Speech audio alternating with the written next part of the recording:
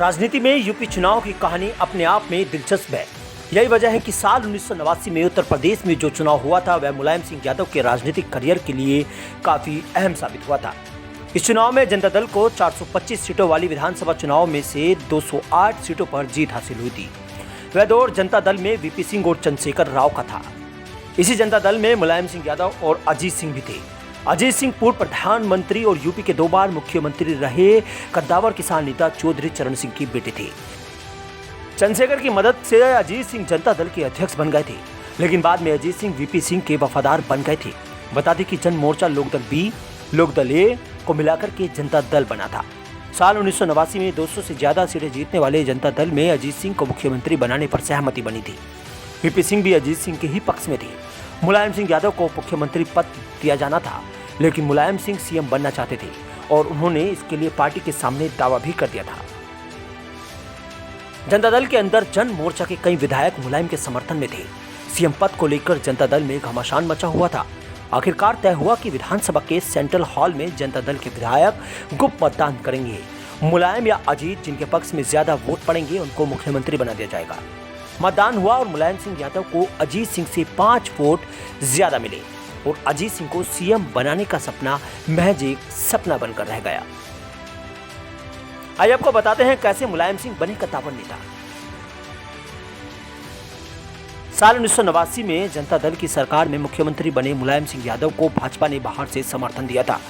CM की race में अजीत सिंह को पछाड़ने के बाद मुलायम सिंह ने पीछे मुड़कर कभी नहीं देखा और यूपी की राजनीति में वो काफी आगे निकल गए।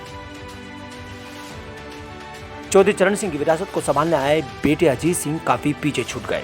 पश्चिमी उत्तर प्रदेश में जाट और मुसलमानों के बीच अजीत सिंह की काफी पैठ थी, जबकि मुलायम सिंह यादव ने प्रदेश भर में अपना जनाधार खड़ा कर दिया।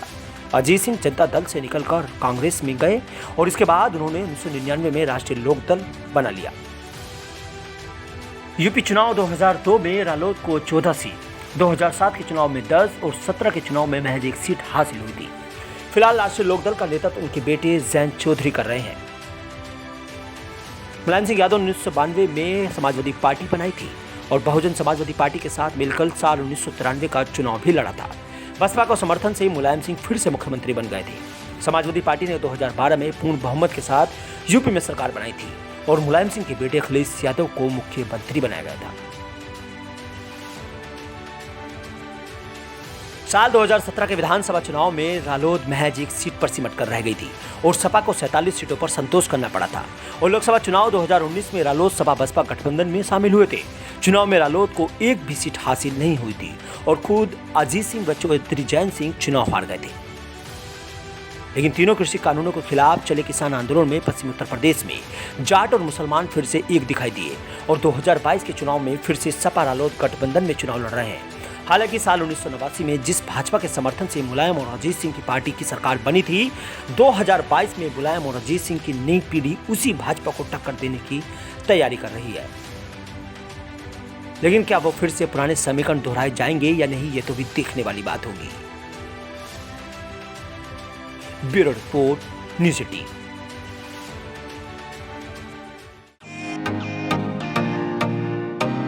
फेसबुक और यूट्यूब के बाद अब आपका पसंदीदा चैनल न्यूज़ 18 डेली हंट पर भी फॉलो करें।